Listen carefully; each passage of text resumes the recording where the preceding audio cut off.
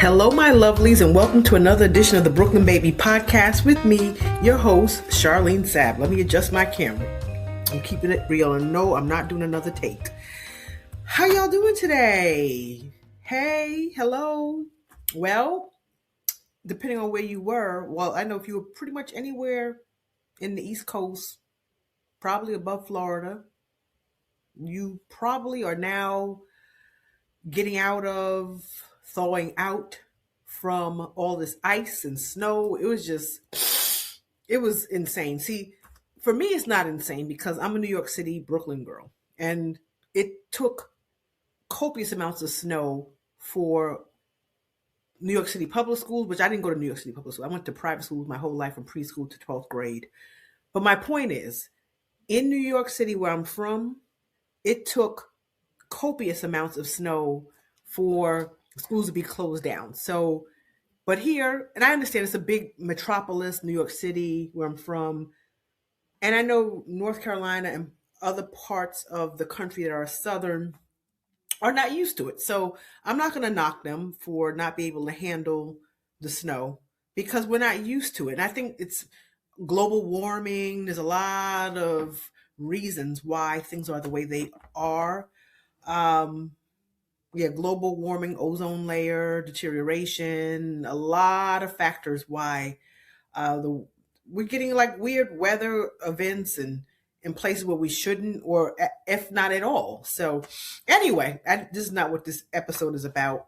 But yeah, how y'all doing? Thank y'all so much for being here with me in my Jay-Z voice. I'm trying to fix my bangs. Yes, I'm a little vain. But in my Jay-Z voice, you could have been anywhere in the world, but you chose to be here with me today or tonight. How y'all doing? This camera needs to be adjusted, but it's all good. We're going to make it do what it do. Let me sip my wine. I got my Pinot Grigio. Cheers, cheers, cheers, cheers. Boing. So I need a sip. So anyway, hopefully everyone's doing well. Everyone's safe. Comfy, cozy. You know me, I'm just still enjoying retired life. Just enjoying it. Spending time with my pops, my dad, shooting out to see my son when I can, visiting him. You know, it's just blessings. 18 years of teaching, y'all. I earned my stripes. And that leads me to the topic. This topic today, right here, excuse my cell phone. It's always ringing. It is actually, ironically, episode number 23 of season 2. And that's the Jordan number. And that's the date of my birth. I'm a Gemini. May 23rd, 1971, baby. I'm 54, going to be 55. Fabulous, right? That black does not crack, baby. And thank God my mom and daddy gave me some great genes of long life and no gray hairs. My parents didn't start graying until they were in their, late 60s, early 70s. And even then, very few gray hairs in my mama's head. God rest her soul. She passed 2 years ago. It's almost a 2-year anniversary. And my dad, he's going to be 89. Hardly any gray hair still on his head. It's just a genetic thing. I was just blessed with evidently for parents who live beyond 80, great genes. I gotta take care of myself even more than I already do.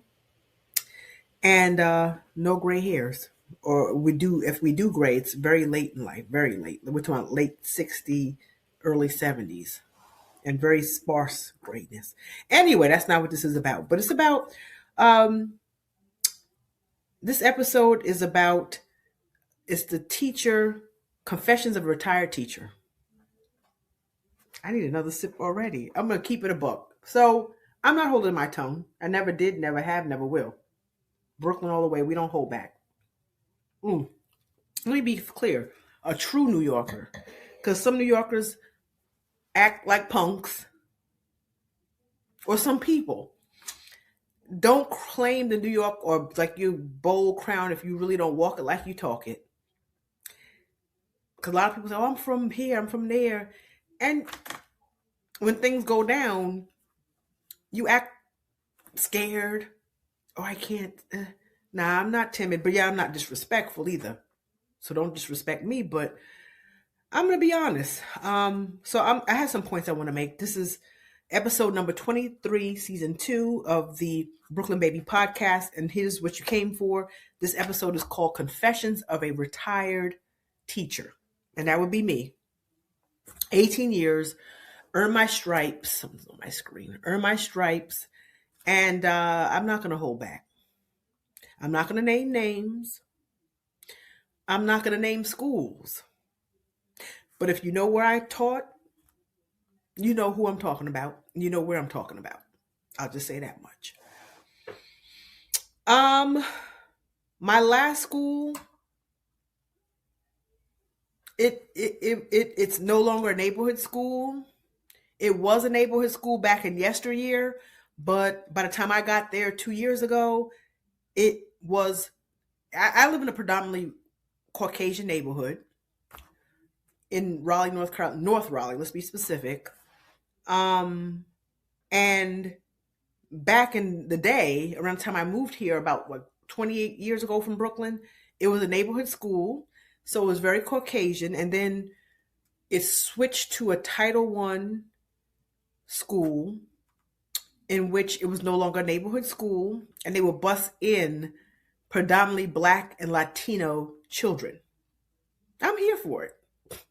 I don't run away from it. I know how to relate to my people, and I'm going to be honest with you. It just seemed, this is just my perception of me and a few other people who I'm still cool with who work there, who no longer work there, because 3 of us resigned within a week and a half of each other.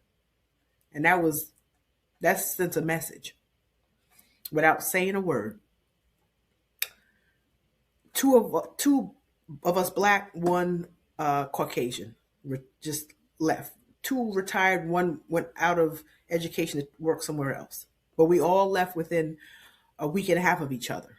In May of 2025, well, it was the beginning of May, end of April 2025.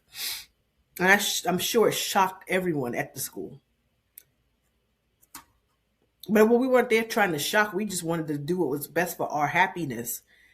And I decided, let me just retire early. I have money. I'm going to retire early. I don't need to deal with this bullshit. And it was bullshit. Um, this particular school, I'm not going to sugarcoat. I felt racism. I felt it after the first 2 weeks of being there. And you don't know, maybe people know people, maybe people, who knows? Sometimes people got your name in their mouth, whatever. But regardless, I sensed it instantaneously after 2 to 3 weeks of being there. And you know when you're well received or not. And the people there wondered, why does Miss Sab not want to have lunch with us? Why does she? Because I smelled y'all. I sensed those people out from the get-go. I sensed it. I sensed I'm not welcomed here.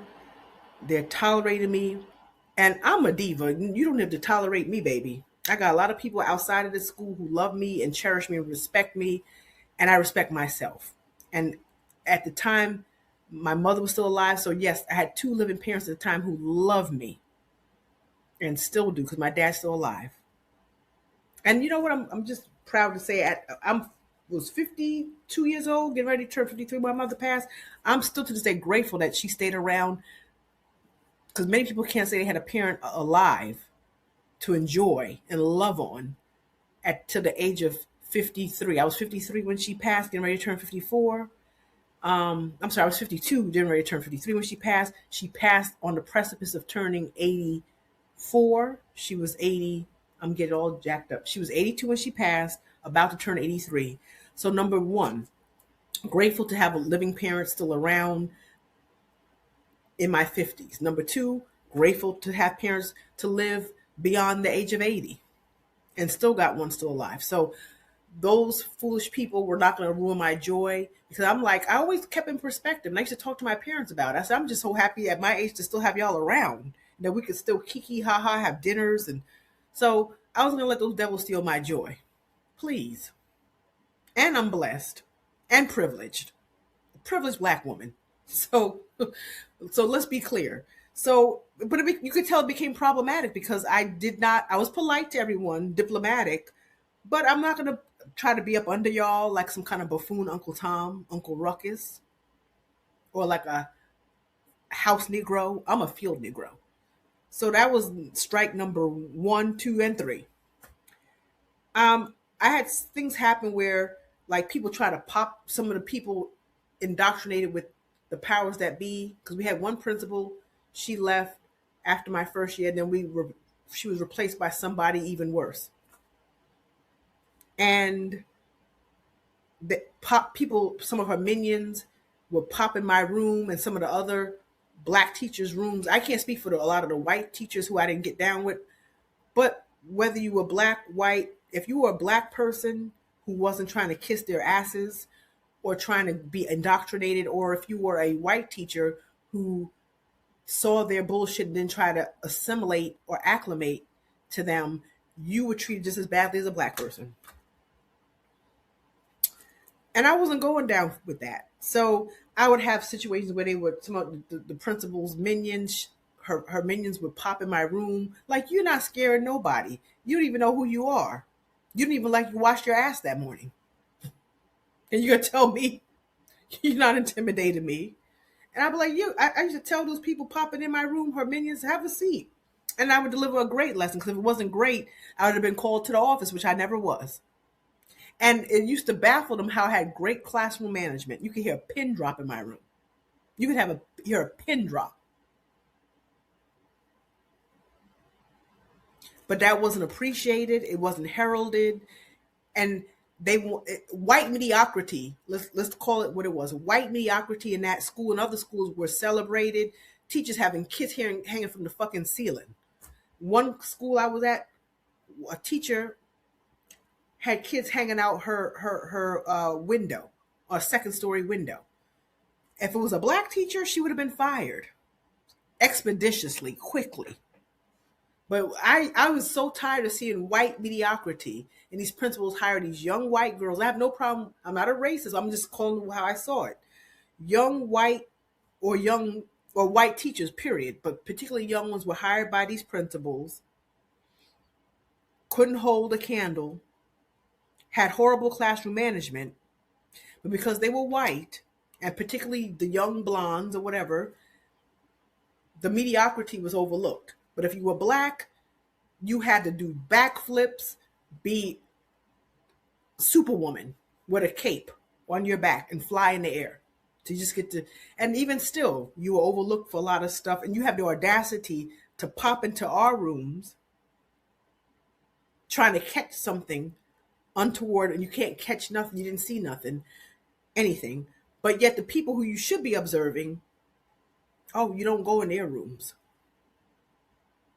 That's blatant, flagrant racism. And that's what I experienced at this school more than any other school ever. And I was only there for a year and a half. So I was like, you know what? I have money.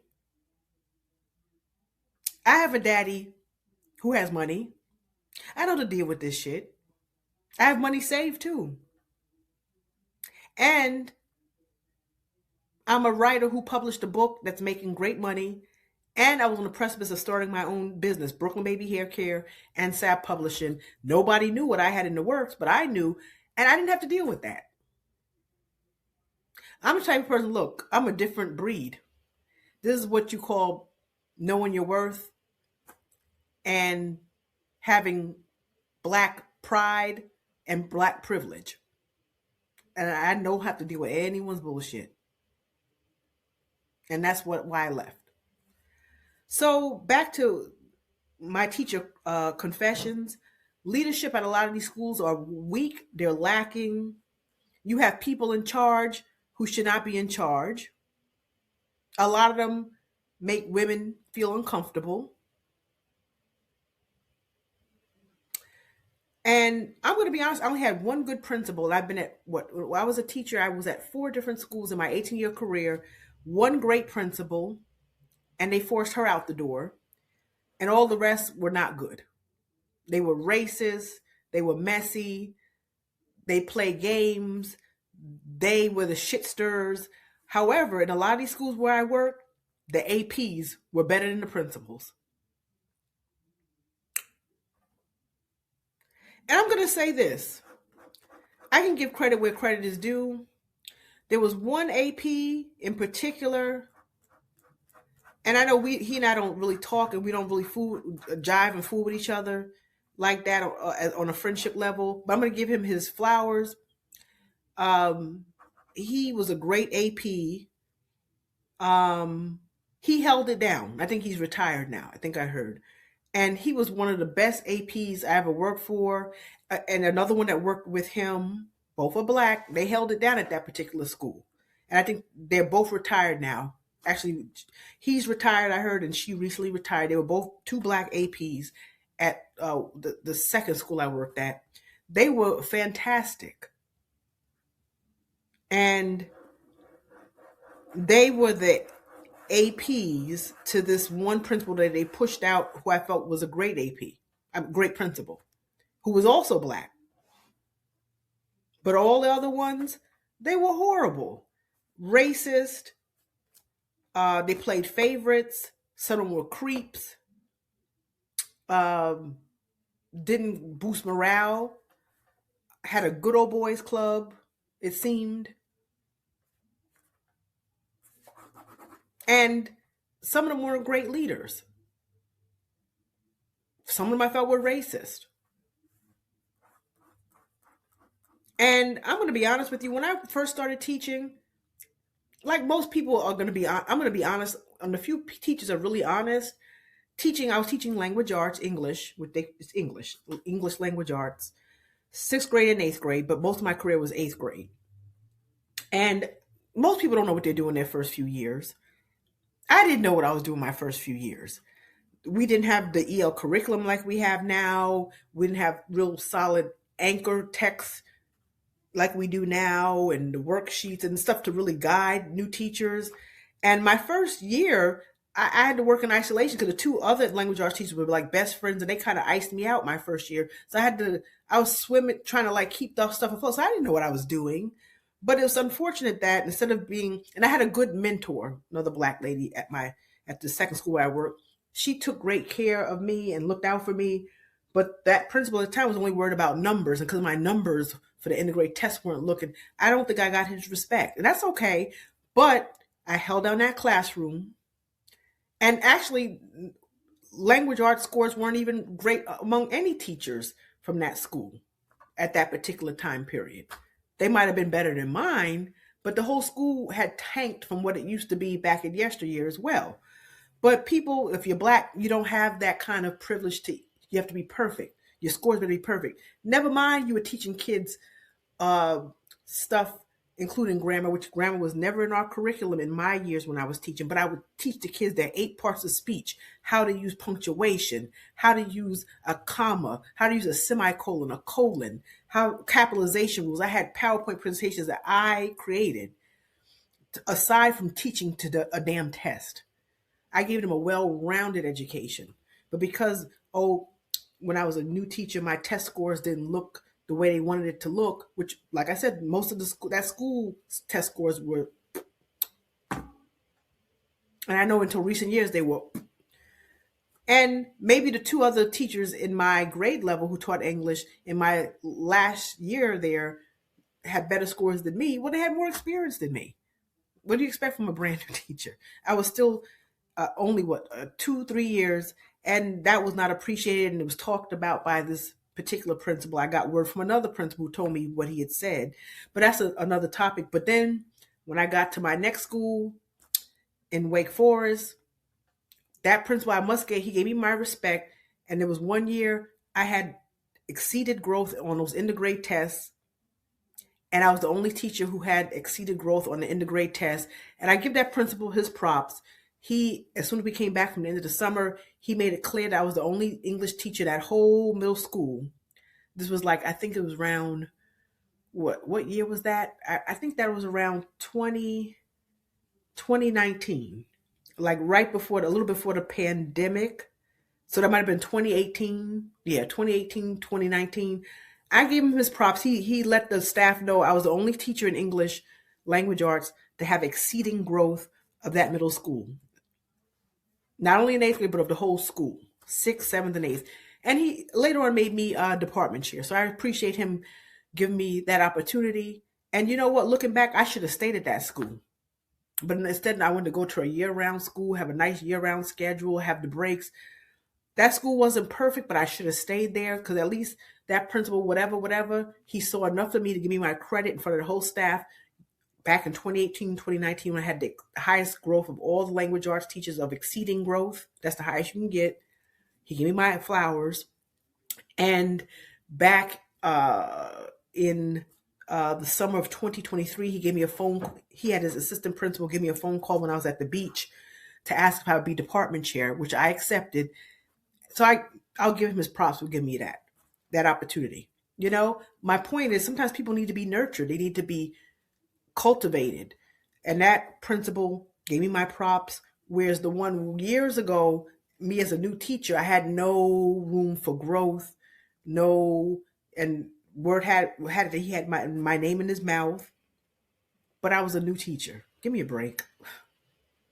I was working in isolation for the first 2 years there, 3 years. Give me a break. It wasn't until the last 2 years of me being there, I was there for 5 years, that the two other teachers who had more experience and they weren't novice educators, we developed a system. And I think my test scores there when I left there, my last year before I went to the school in Wake Forest, I never found out my test scores, but I know I had a feeling my kids knocked it out the park. I think the preliminary results showed such. Well, no, I did because I got my data from SAS, and those kids did meet growth. I got the data. Yep. So, but yeah, that's my experience. Those are some of my experiences. I'm gonna also say that as a former Black educator, we would teach our asses off. I know I would. And again, the accolades.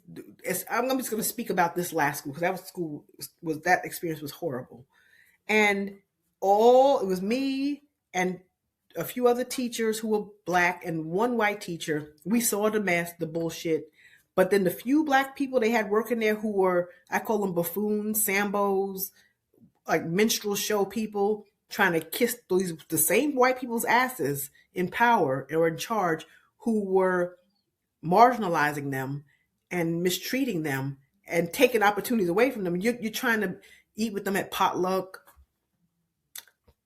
Christmas events, on and off campus, be up under massa. That's crazy. Crazy work. Crazy. So if you don't realize already, that's why I left that school. They made me see the messes, the bullshit with the Wake County public school system and other school systems as well. And I said, I'm not putting up with that. Don't have to. I have money. And that's the best thing I can say. It's not about revenge. It's about God blessing me with the means to do what's best for me. And I've been living my best life, enjoying my life, traveling.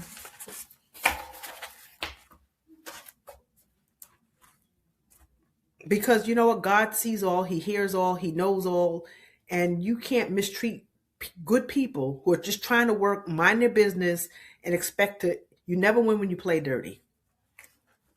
And when I run into some of those people in the local grocery store,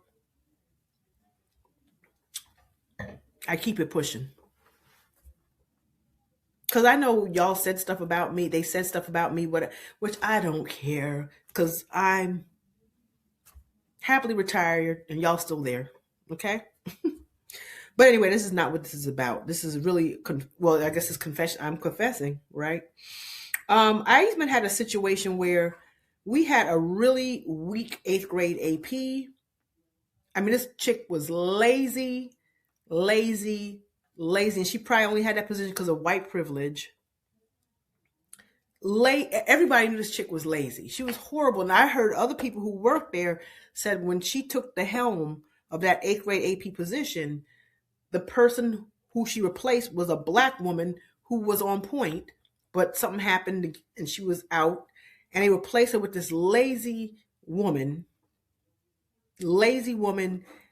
She wouldn't even put out a fire. When something goes around goes on, she always was hiding in her office or hiding someone else's office, lazy. And this chick, my last few months there, had the nerve to come and give me an observation. It was right before the Christmas holiday, and we had just finished our unit early, and she's gonna, first of all, you don't even know how to do your own job as a principal, and you're gonna try to school me with all my fabulosity on, well, it's not that she was trying to school me, but when she gave me the feedback, my observation, I had her bump up some of the ratings because she had enough to question me. Why are the kids learning grammar? Now, why are you going to tell an English teacher why you're teaching the kids grammar? How stupid do you sound? Why am I teaching the kids grammar? Bitch. Why am I teaching? Well, the other teacher is going over, I don't give a damn what he's going over because the unit was finished early. And as I told y'all earlier, did I not? I always incorporated grammar, which the curriculum don't even say that we are to teach grammar. Never in the 18 years old teachers mentioned specific grammar lessons. Like it was like an elementary level because these kids are not like kids in my generation where we knew I was writing 5-paragraph essays in elementary school. These kids, me having them write essays was some of their first time writing an essay, they would tell me. And I told her, first of all, we finished our Midsummer Night's Dream Shakespeare unit early, 2 weeks before Christmas break. We had downtime. So instead of showing them a movie like everybody else in the building, I decided to finish on with grammar lessons. And when I told her that, it shut her down. Well, what are you going to say to that? First of all, do your research. Before you come stepping into my classroom with some bullshit, know what you're talking about first. You're going to question an English teacher why she's teaching grammar. But that's the thing what I'm trying to say. Sitting on ready to try to have a I got you moment. You don't even know the fucking facts. And I had to tell, I said, we finished, both the other English teacher and I, we finished our units early. He chose to do poetry. I chose to focus on grammar. Both are important. And for the record, I've touched on grammar earlier, and I'm going to touch on grammar again, especially as the year progresses. So what you got? And she had to bump, I requested that she bump up the ratings of the observation, but the audacity. Chick, you stay in your office. Everybody knows you're lazy. You're the worst principal, that you shouldn't even be an assistant principal. And you have the audacity to give someone feedback. But again, she had a Latino last name, but she presented as white. She was maybe from Spain. I don't know. She Latino last name, but she presented white, Caucasian. So I'm like, I can't make this stuff up. I had another incident where there was a teacher a principal filling in because there was a principal change. The one lady left to retire, and we were waiting for her replacement. And a principal I used to work for at another school was the fill-in, and she's a hot mess. People have said that she has sabotaged people. People would ask her for recommendations, and she would go behind their back and sabotage. And these people wouldn't know, well, why didn't I get this job at this school? Then someone told people, hey, let me tell you what's going on. Miss So-and-so is going behind y'all's backs, sabotaging every application you ask her for a recommendation. She's sabotaging it, but smiling in your face. So this same shady principal that I used to work for, she was retired, and she was filling in as we got our newest principal, who was also a hot mess. And so she's filling in. She's just messy as all fuck. And wonder why no goodness comes to her, because she was messy at the old school, messy at this school as the interim. That's why when she left our old school to open up a new school, I didn't follow behind her, because I told a friend of mine, I said, I don't care for this woman, and she's messy. She's messy. Why would I want to work for her? So, cut to my mother passed February 19th, 2023. And I took time off to be at my mother's deathbed, this, that, and the third. So after me taking, it was 2 weeks off. to be at my mother's deathbed, to bury her, and to have a few days off. I came back to school, and this bitch, the first day I come back from burying my mother, she gives me an observation. And I knocked it out the park. Now, she came back a couple of days later. Miss Sab, I didn't know your mother passed, and I gave you observation. Bitch, you knew my mother died. Because I knew they would do some shiesty shit like that. You're going to give me an observation knowing I can't know in full and darn it well that they talk, word talks, especially bad news. Y'all had principals meetings. You knew Miss Sab was at. If the custodians knew, you knew. But you thought you were going to catch me slipping, catch me lacking. And that's why, bitch, you're not blessed.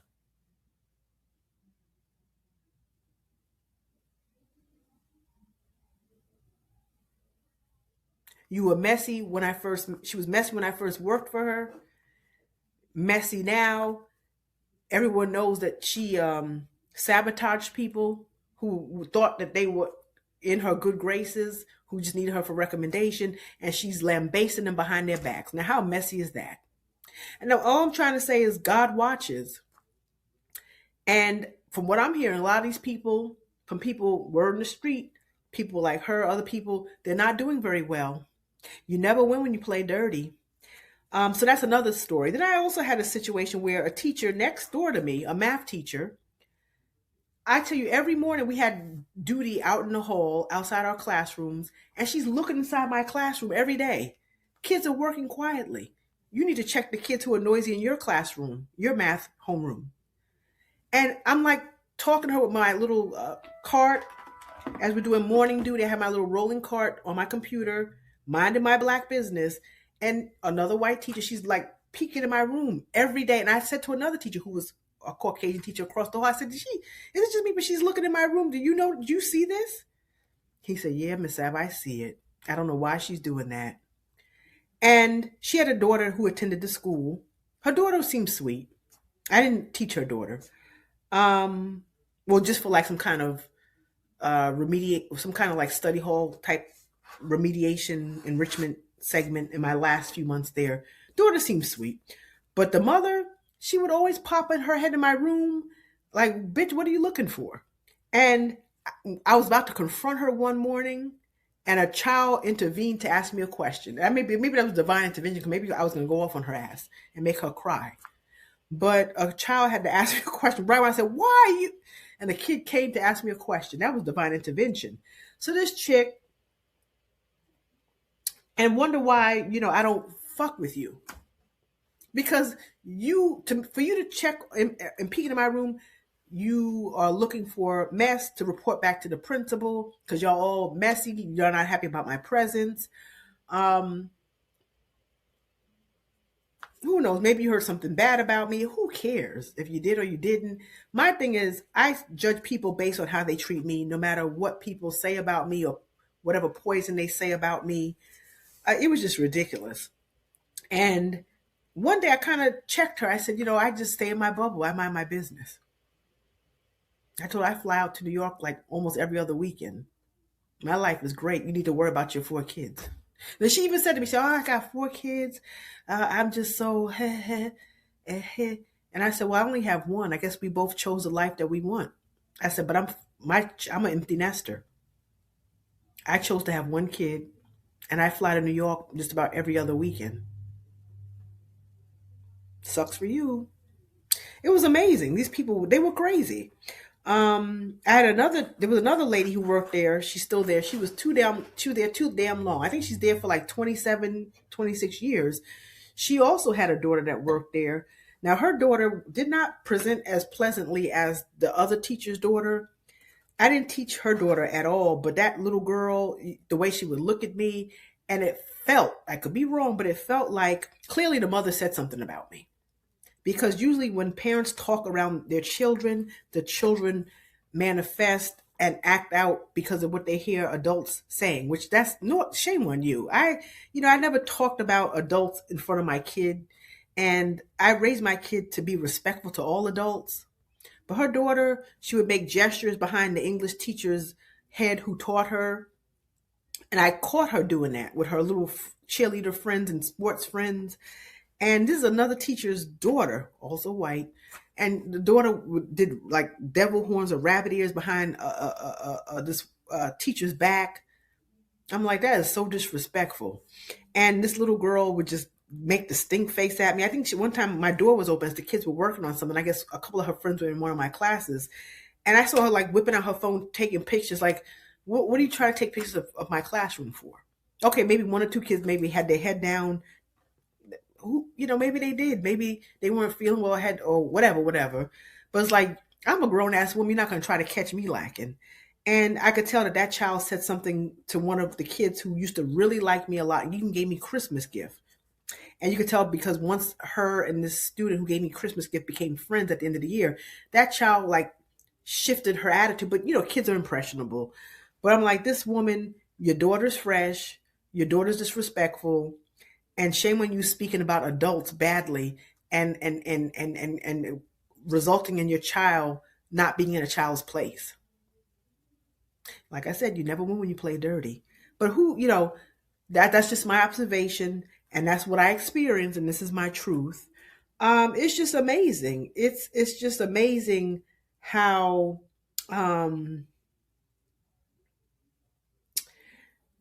and there's other stories that I can share too about teaching and about my experience at this last school, which prompted me to retire early.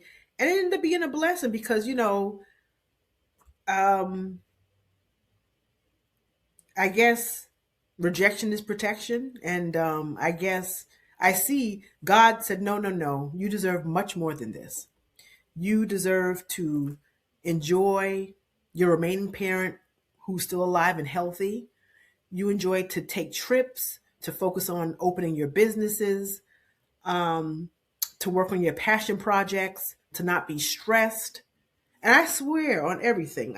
Since I've left that school, I lost weight because I'm able to work out. I'm not eating out of just eating. I have time to go to the gym, to jog in the neighborhood, to really to go to my beautician, get my hair done every 2 weeks, to get I always got my nails and hair done, but um, I just really feel as I look at myself in the mirror, not to be conceited, but I feel like I've even aged backwards. I just feel like I've aged backwards because I don't have that sword of Damocles on my head. Going to a place where I know I'm not wanted but tolerated, and to all the people at that school, shame on y'all. Oh, and also they like to stalk people's social media too.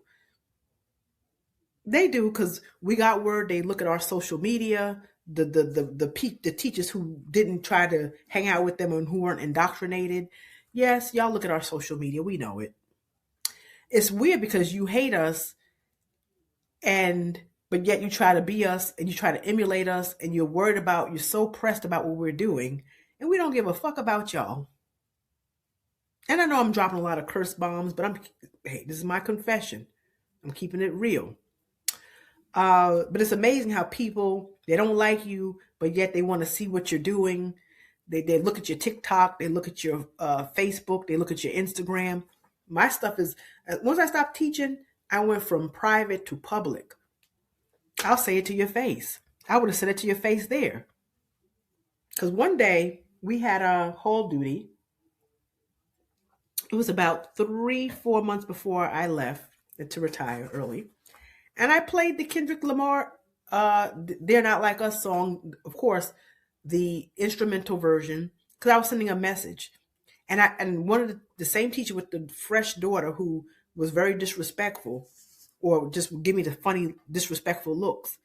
She walked past my room in the morning. I guess she was thinking I was going to play the non instrumental version to try to catch me. So she walked past my room, which she never hardly did, to go into the science teacher's room across the hall.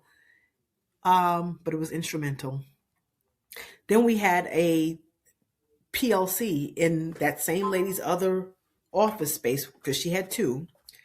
And the same AP who's lazy as all get out, she must have got word that I played that song. She said, "What is this song about?" And she's playing with her stringy hair.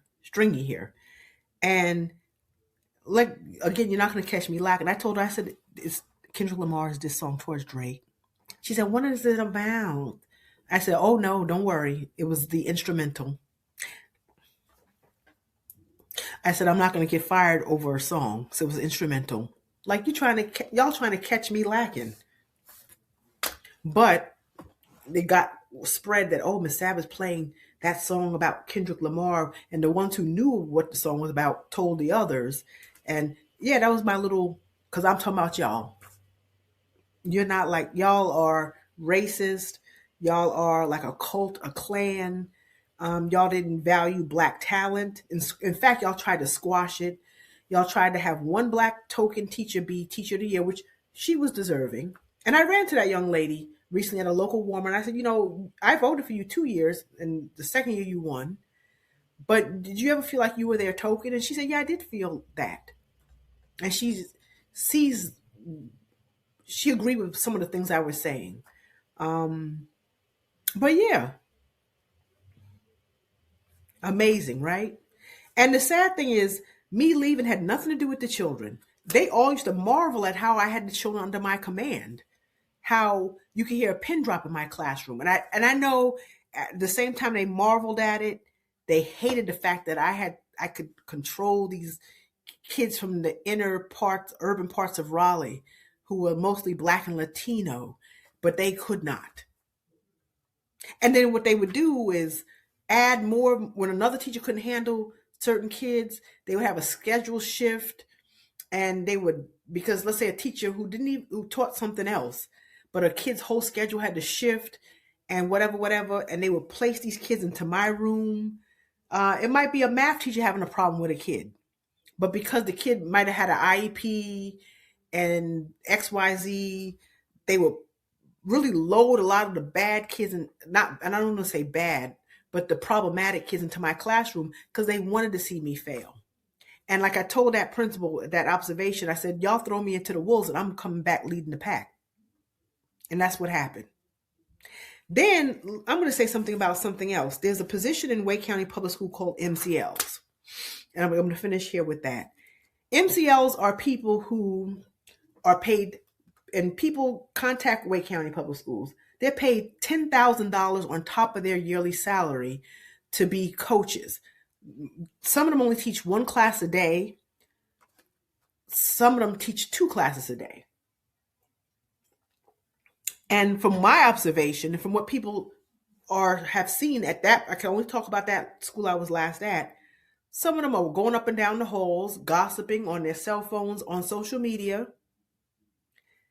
And their jobs are to teach 1 or 2 classes a day. And they're supposed to be coaching people either in language arts, math, or science. And me and some other people who left the school or felt chased out question, well, why do we have MCLs for science? In most middle schools in Wake County Public Schools, science classes, because 8th grade is the only end-of-grade test subject that's tested. In 8th grade science is the only grade level in which science is tested. And historically, in every school I've been to, and other people too, science always does well with that end-of-grade test, for whatever reason. But at this particular school, they had the same lady with the daughter who I'm telling you about, be an MCL. And someone I know who left the school, was chased out of the school, she questioned, well, why do we have it in science when science normally does well for and other people, there was a post on social media about why does Wake County have science MCLs and MCLs period, and there's a better way to use taxpayer money, and people got all up in a knot because, oh, how dare you mention that? Oh, how dare someone say that on social media, an anonymous post? But it's true. Why do we spending taxpayer dollars for MCLs, number one? And number two, how come people, why do we have it in science? When it's really supposed to be, most schools have it for the high needs areas of math and language arts, because that's where there's a deficit of test scores in our county. And I have always hit my mark with my test scores. In my 18-year career, since they implemented test scores through SAS, EVAS, there were only 3 years out of my 18 years of teaching where I didn't hit that mark once they instituted EVAS.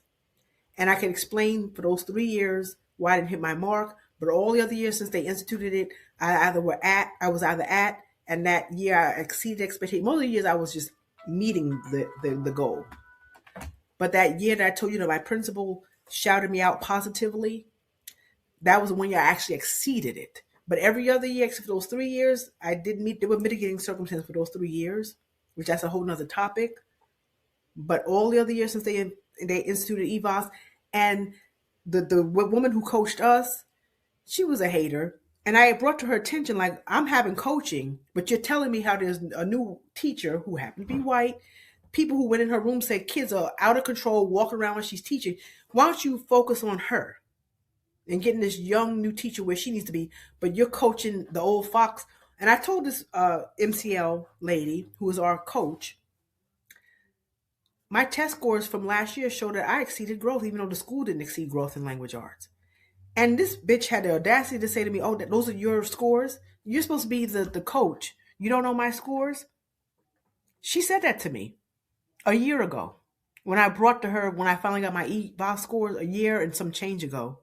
And she said, "Oh," she had the audacity, "Those are your scores?" "Yes, bitch, those are my scores." Like, whose scores would they be? You just can't accept the fact that this black teacher, who's very privileged, knocked it out the park for the kids, where a lot of the other teachers couldn't. So this same lady, so me and this other young lady I used to work with, we questioned at a 8th grade meeting. The principal got defensive. It was this whole song and dance, which she has a good point. Well, first of all, why are we wasting taxpayer money with the MCL position anyway? And then, because remember, they're getting paid extra $10,000 on top of their yearly salary. They're only teaching 1 or 2 classes a day. And from what people were saying, and from my own observation, they seem to be bullshitting for the rest of the day and leaving early. And wonder why people see other people talk behind their backs. I'm a real bitch. I'm going to say, me and the other girls said it basically to their faces. Why do we have this position? Now, we didn't get raw about the leaving early and going up and down the halls, gossiping. We just said, well, why do we have that? And that principal got defensive. So basically, it appears that the previous principal hooked up the people she wanted to hook up. They already knew who they wanted to have for these positions, cushy schedules, pay bump of $10,000 extra, and low-key let them have those positions. And the new principal, who was a jerk, is a jerk, he perpetuated what the other principal set in motion, letting them have this pay bump and these people in place because they're all indoctrinated in the same clan. And I chose the word clan on purpose. And that's what's going on. We saw the bullshit. A lot of us there saw the bullshit. A lot of people still kissing up to these people. They didn't keep it real. They knew what was going on, but they kept quiet about it. But I'm not going to keep quiet, especially now that I'm not there anymore. So MCL positions, people, if you know it, in Wake County and other areas in the country where they have these positions where people are supposed to coach, they get these exponential pay bumps. Half the people, they're not coaching, and they're not coaching who they need to coach. And they're really, if they don't like you, like my MCL coach, she didn't care for us because we clapped back at her. She didn't know what she was doing in the beginning. She gave us false facts about different things. One of my teacher friends there, black girl, called her out on it. She didn't like it. She was indoctrinated. And why are y'all getting a pay bump to work only 1 or 2 classes a day? Y'all don't even have your own classroom management together. Y'all leave early. Y'all need to focus on coaching the people who need coaching and stop this whole clan thing of zooming in and looking for aha moments or I got you moments for people who might be black or minority, who are not indoctrinated. And really, we're supposed to be in this for kids, not to catch people or try to catch people with their pants down because you don't like them because of maybe their ethnicity, their race, whatever the case may be. Put the focus where it needs to be. Coach the kids who need to have the coaching.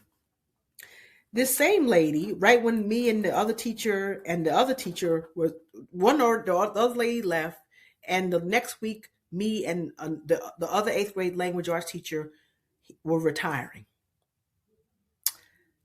Um, and before we left, this same NCL lady, who's supposed to be our coach, but she told me weeks before, a month before, there's a new teacher who was there, and she was in another grade level, seventh grade, young white girl.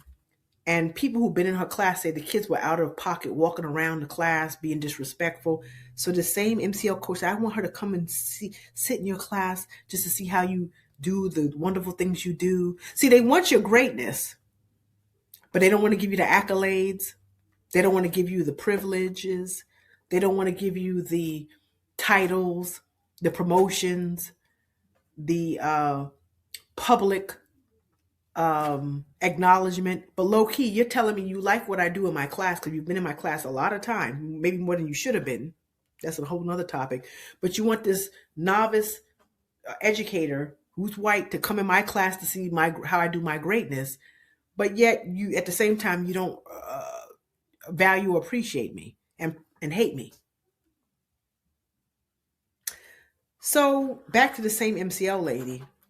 She said she was mistreated at her old school, that she just came to our school from. I see why people don't like her, because she's shady, she's shisty, she's weak, she's feeble, and not right. One day I went to once they knew I was leaving the school, I went to the bathroom to use the bathroom on my lunch break planning period. The same MCL with this other MCL lady who I said has the daughter, who I told you all about, they were talking. And I said, I know that they're just standing out there because I can't even piss in peace. As soon as I leave the bathroom, this MCL lady leaves the other one, my actual coach.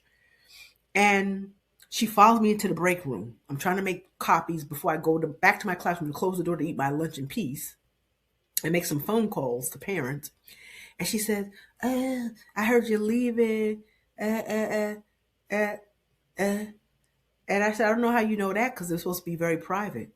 But yes, I am. I was just keeping it a buck with her. And she said, oh, I hope. But I said, no, I'm leaving because I'm going to enjoy my life and live my best life. What are you talking about? She tried to get in my business and make it into something it wasn't. And I had to shut her down and she left me alone. Okay, so cut to shortly after that, she sends me and another teacher who are leaving an email saying that with a calendar. He left April 30th. I left a few days later, May 2nd, which was a Friday. He left on a Wednesday, the same week. April 30th, May 2nd, 2025. With a calendar to he and I both, basically saying, okay, we're leaving the end of April, beginning of May. That year-round school ends the end of June, with a calendar for about, a month and a half? Let's see, 8 May. Yeah, close to a month and 3 weeks of lessons that she wanted us to provide for whoever was going to be subbing and or replacing us. I said, she got me fucked up. Do you think I'm going to, and he is going to spend his time as he embarks on his retirement, I embark on my early retirement, resignation, to like fill in after the way you treated us, and I'm just speaking for myself, the way you treated me, and expect me to, that's like helping out the person after you leave a job so they can step into your job position and you're no longer with the company.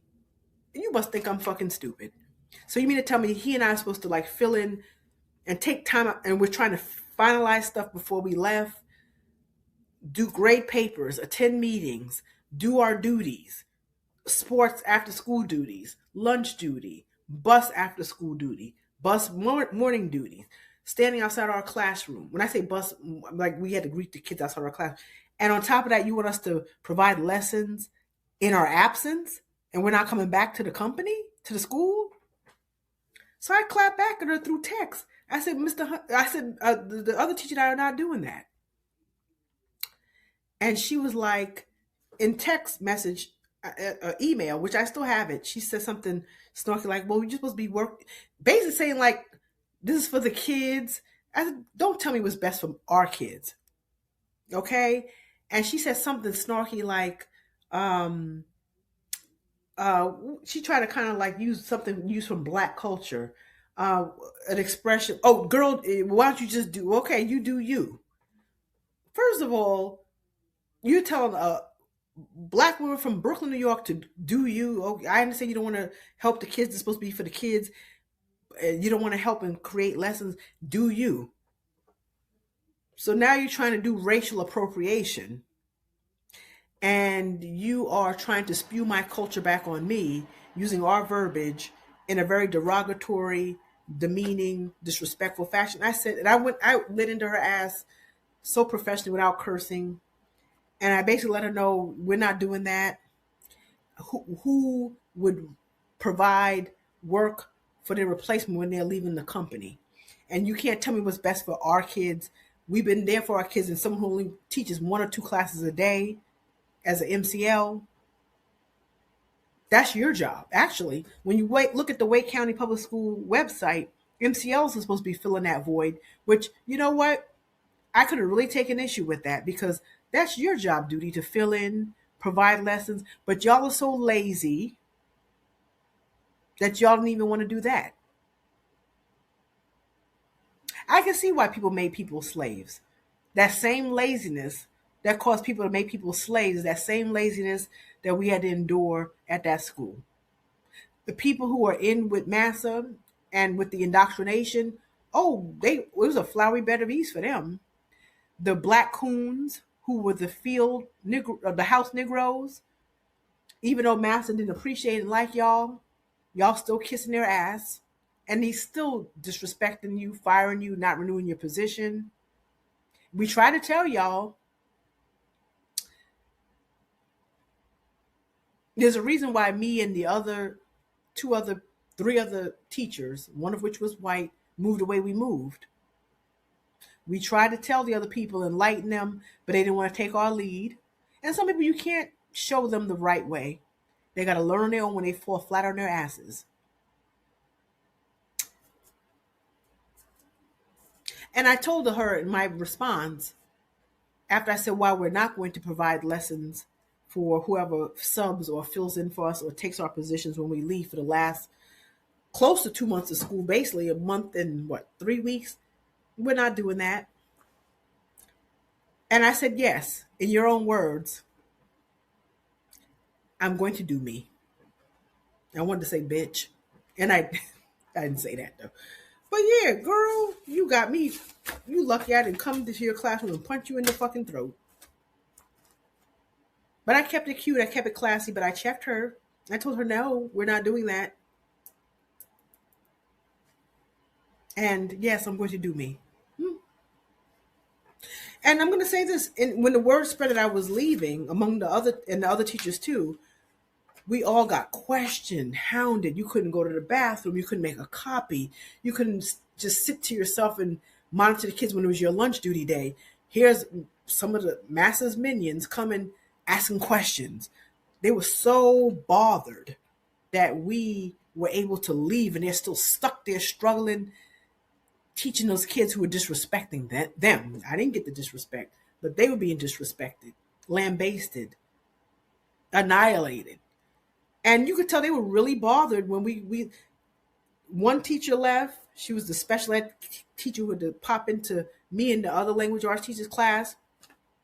The other language arts teacher from the 8th grade left a week later, and I left 2 days after him. 3 of us left within a week and a half.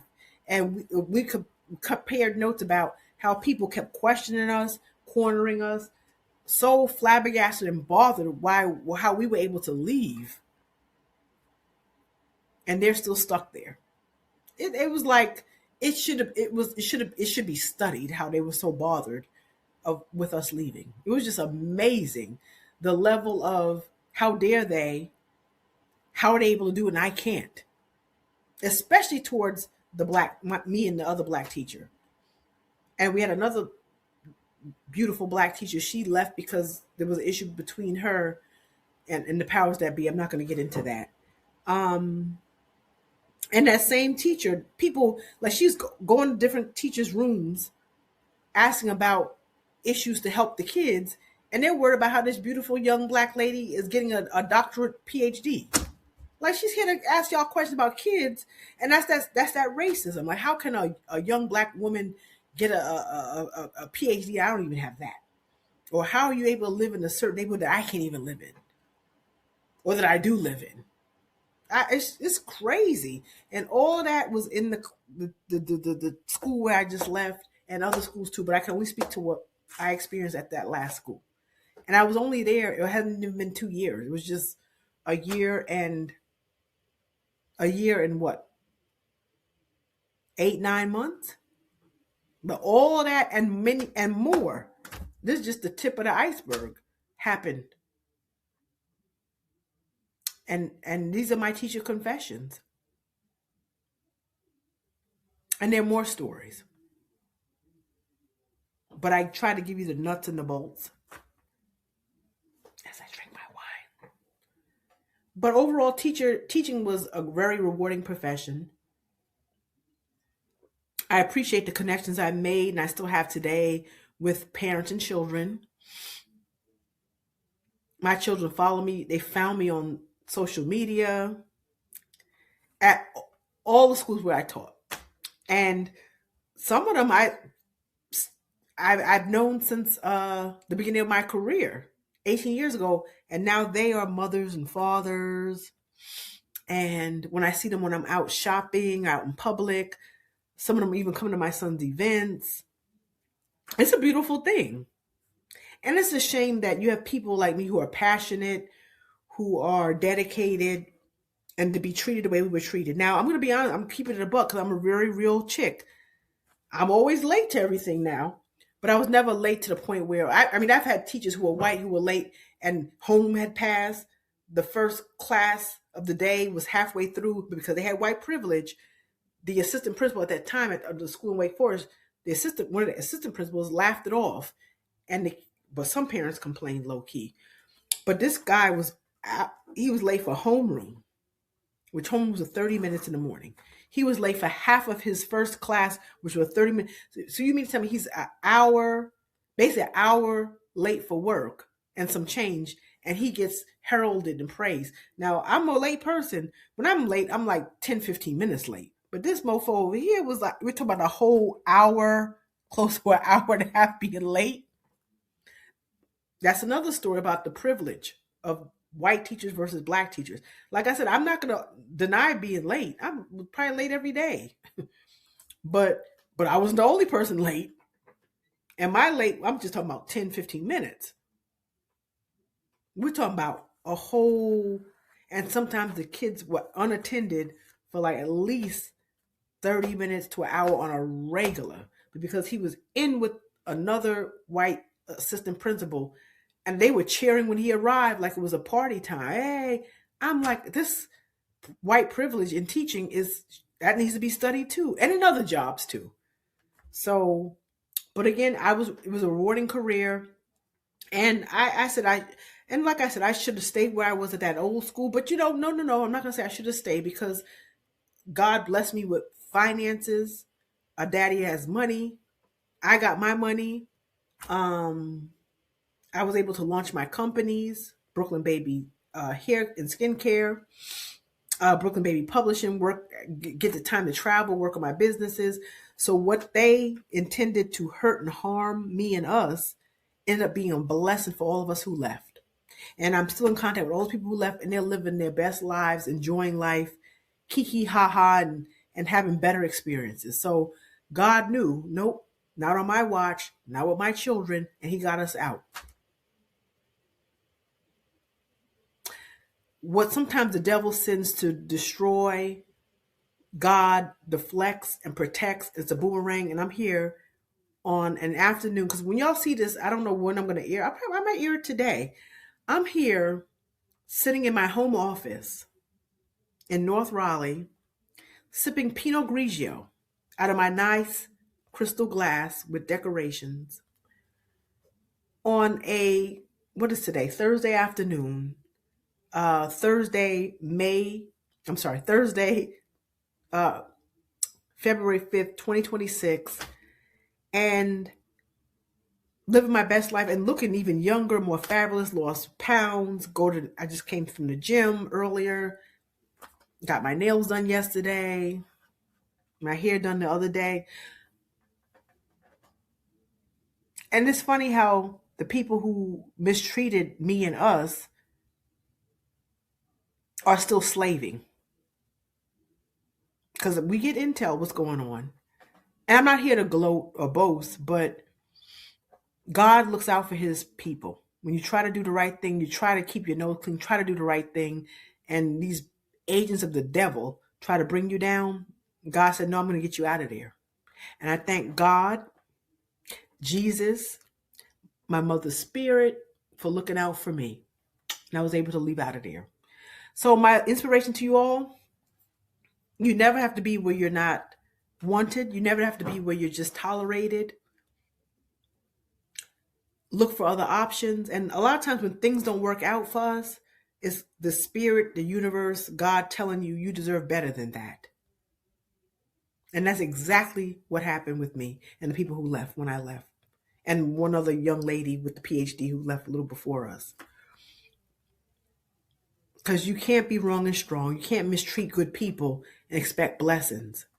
And now here I am blessed on a Thursday afternoon, sipping on one fine crystal glass with decoration, doing a podcast, earning residual income. So I want to say to those people, if you're watching, or if you know those people watching, thank you for pushing me out and making me resign and retire early. Because now it made me get creative. It made me tap into my own talent even more. So thank you. Cheers. And thank you all my fans and my listeners listen to this this edition of the Brooklyn Baby Podcast. This was a lengthy one, but it was long overdue because I know the other ones have been short, scatty. And I thank you for being here with me. Don't forget to hit that like button. Don't forget to subscribe. Don't forget to share. Thank you. Mwah. Have a good rest of the day. Bye.